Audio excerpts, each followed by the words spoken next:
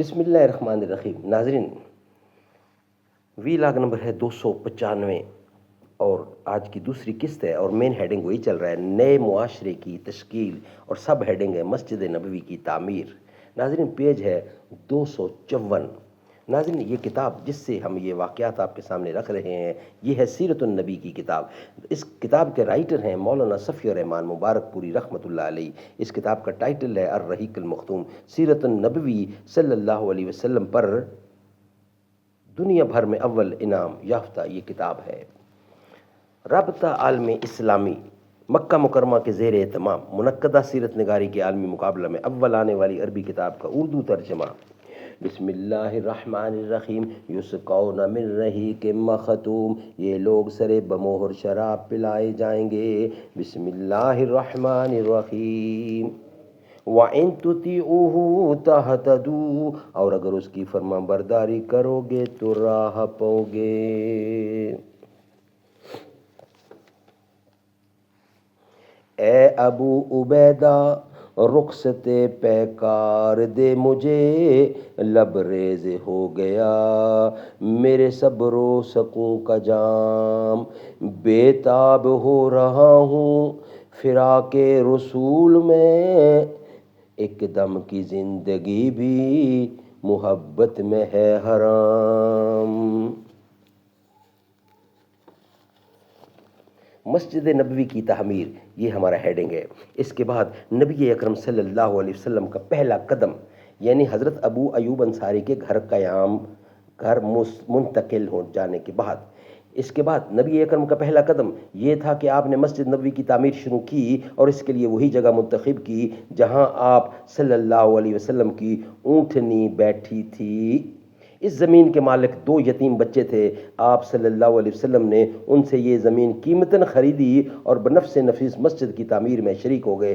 آپ اینٹ اور پتھر ڈھوتے تھے اور ساتھ ہی فرماتے جاتے تھے، اللہم لا عیش الا عیش الآخرۃ، اے اللہ زندگی تو بس آخرت کی زندگی ہے، فاغفر للانصار والمہاجرۃ، بس انصار و مہاجرین کو بخش دے۔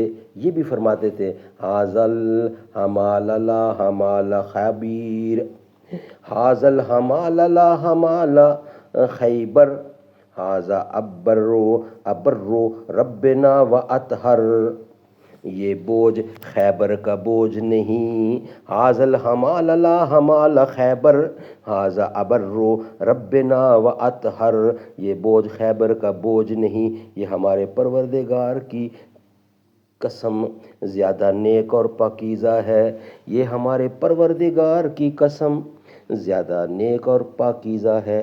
آپ کی اس طرز عمل سے صحابہ کرام کی جوش و خروش اور سرگرمی میں بڑا اضافہ ہو جاتا تھا، چنانچہ صحابہ کرام کہتے تھے، لَإِن قَعَدْنَا وَالنَّبِيُّ يَحْمَلُ لَذَاكَ مِنَّا الْعَمَلُ الْمُذَلُّ مُذَلًّا، اگر ہم بیٹھے رہیں اور نبی اکرم کام کریں تو ہمارا یہ کام گمراہی کا کام ہوگا۔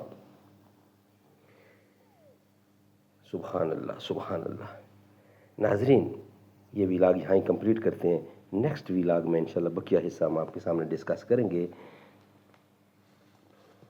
مدینے میں جو گزری ہیں وہ راتیں یاد آتی ہیں، مجھے آقا کے روضے کی وہ باتیں یاد آتی ہیں، وہ قصے آقا کے یاروں کے وہ باتیں صحابہ کی جو پڑھ پڑھ کے میں رویا تھا وہ نعتیں یاد آتی ہیں، وہ اجواء ہو کہ انور ہو یا ہو زمزم مدینے میں جو آقا نے عطا کی تھی سوغاتیں یاد آتی ہیں، نسیم بطح کہتے ہیں جنہیں شاعر کلاموں میں، وہ ٹھنڈی ٹھنڈی طیبہ کی ہوائیں یاد آتی ہیں۔